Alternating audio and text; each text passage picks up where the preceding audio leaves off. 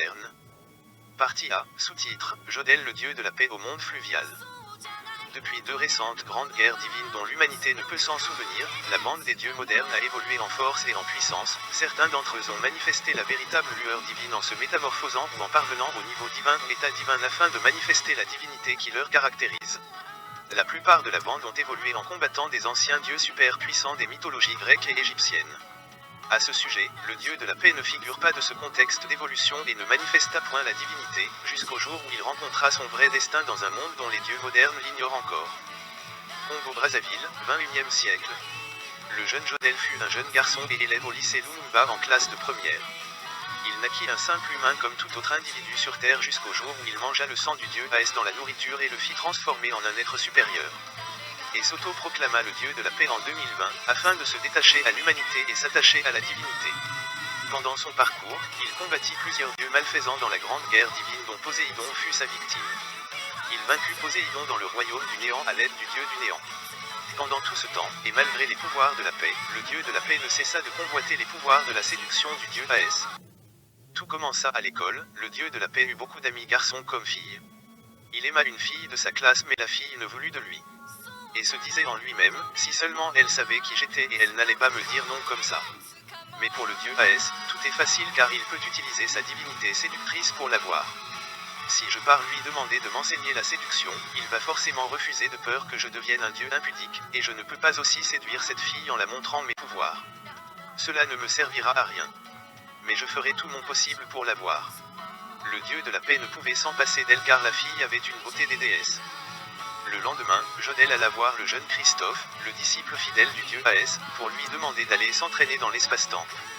Une fois arrivé chez le jeune Christophe, ce dernier le répondit, « Pourquoi veux-tu aller t'entraîner avec moi? D'habitude, tu t'entraînes avec le dieu Aès lui-même. » Le dieu de la paix le répondit, « Aujourd'hui, le dieu Aès est occupé, je ne peux pas l'embêter tout le temps. On doit apprendre à s'entraider. Tu m'enseignes ce que tu connais et moi aussi je ferai de même. » Puis Christophe le répondit, « Ok, de toutes les façons je n'ai rien à faire aujourd'hui donc je te suis. » Ils allèrent s'entraîner au lieu de partir à l'école. PS 45. Pendant ce temps, à l'école, plusieurs garçons ne cessaient de faire la cour à cette jeune fille. Et cette fille se répondait au prénom de Mermaid. À l'école, chaque mois, un élève garçon disparaît sans que personne ne le sache. À l'espace-temps, Jodelle et Christophe s'entraînèrent au combat physique. Ensuite le dieu de la paix dit à Christophe, « Toi en réalité tu devrais porter le commandement d'un dieu parce que tu es très fort malgré ton jeune âge. Je ne comprends pas pourquoi. » Le jeune Christophe le répondit, « Seul le dieu Aès le sait pourquoi. » Et Jodelle lui posa la question en disant, « Toi aussi tu maîtrises la technique de la séduction, n'est-ce pas? Car tu utilises la plupart des techniques du dieu Aès, tu es très fort, et s'il aura quelqu'un un jour dans notre bande qui pourra rivaliser avec le dieu Aès ce sera toi. J'aimerais que tu m'enseignes maintenant ce que tu connais, en particulier la technique de la séduction, je dois seulement la maîtriser même si je sais que ça ne me servira à rien. » Puis il répondit, « Je veux bien t'enseigner cette technique mais mal utilisée ça va se retourner contre toi-même. » Pour commencer, la séduction se passe dans la conscience spiritisme de tout être, car tout ce qui existe possède un esprit, tu dois aussi fortifier ton esprit. La lueur produite quand l'être est en mode chauffage après avoir fait quelques exercices physiques, est très primordiale pour projeter son esprit dans la mémoire de la victime, il faudra la personne soit devant toi, dans le cas opposé, tu peux utiliser le pouvoir de la lune ou du soleil car aucun être ne peut échapper aux rayons solaires ou lunaires.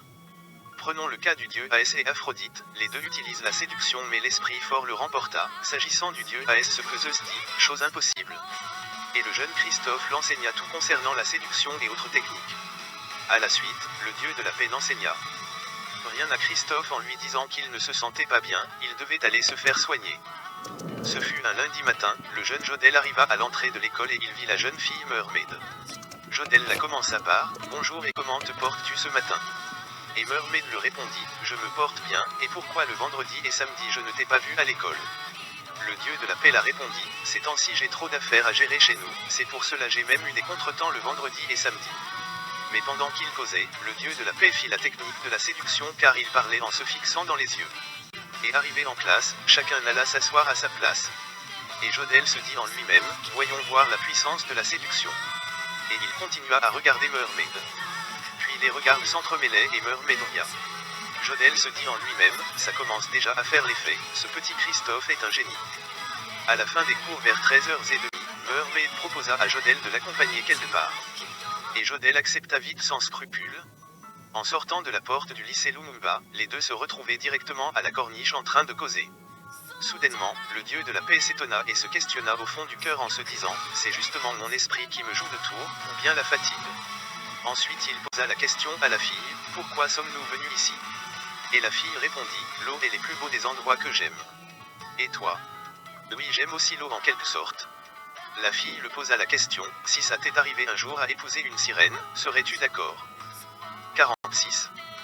Ce dernier la répondit « Quelle équation ? Mais pour moi les sirènes sont des créatures maléfiques donc je ne peux pas accepter, je préfère les humaines et je ne sais pas si les sirènes existent vraiment. Mais le fait que tu aimes trop l'eau, tu commences à penser à ces genres des créatures.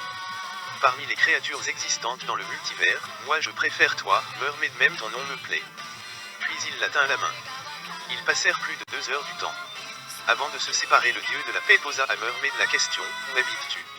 J'aimerais t'accompagner d'abord. » Elle le répondit « Je suis à 3 pas de chez moi donc tu peux pour toi partir, j'ai déjà eu la réponse que je cherchais. » Ensuite le dieu de la paix l'a dit « J'ai connu des filles mais toi tu es vraiment compliqué, et tu me plais telle que tu es, on se voit demain à l'école. » Ensuite Jodel alla et elle resta là debout. Le dieu de la paix vint se mettre en catimini pour espionner Mermaid afin de connaître là où elle habite.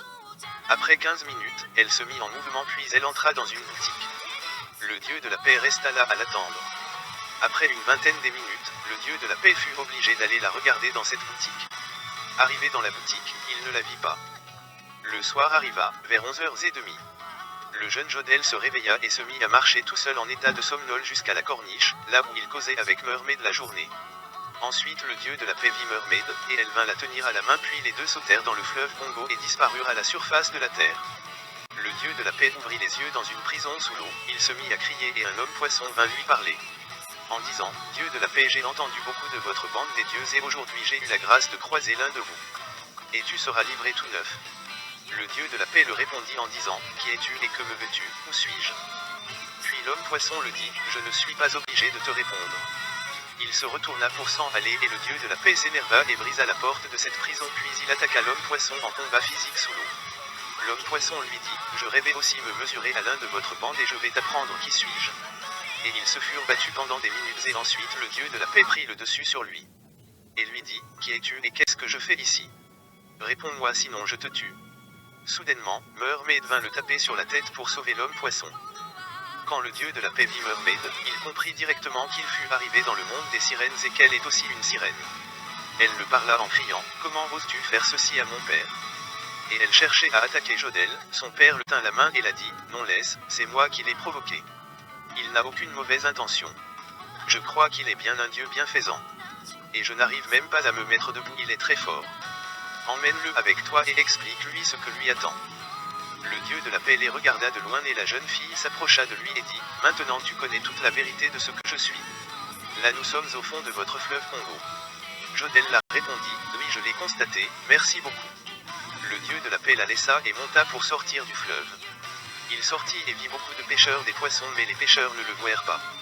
Il regarda derrière lui, il vit Mermaid l'appeler et il eut du mal à respirer dans le monde terrestre. Il n'eut pas le choix de retourner dans le fleuve. Il posa la question à Mermaid en disant, c'est toi qui m'as emmené ici, n'est-ce pas? Donc explique-moi tout. 47. Elle le répondit, pour commencer, tu es nul dans la séduction, c'est moi qui t'ai séduit et je t'ai aimé par mon propre gré. Malgré sur le pont, tu as dit que tu détestes les sirènes et tu les trouves maléfiques. Mon vrai nom c'est Lattice et j'avais même porté le nom Mermaid parce que ça signifie en anglais sirène, et toi tu ne t'es même pas rendu compte de ça, mon père se nomme Sewell. Et nous sommes là pour une mission obligatoire qui d'ailleurs tu es la cible.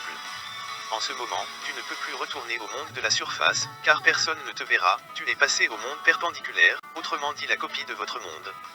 Pour nous les sirènes, on a le pouvoir de vivre dans ces deux mondes. Nous pouvons être vus par un humain si nous le désirons, c'est accent grave dire, on passe d'un monde à l'autre par notre propre gré. Tu es un dieu dont la partie spirituelle t'échappe. Le dieu de la paix la coupa la parole en disant, d'où venez-vous? Et quelle est votre mission?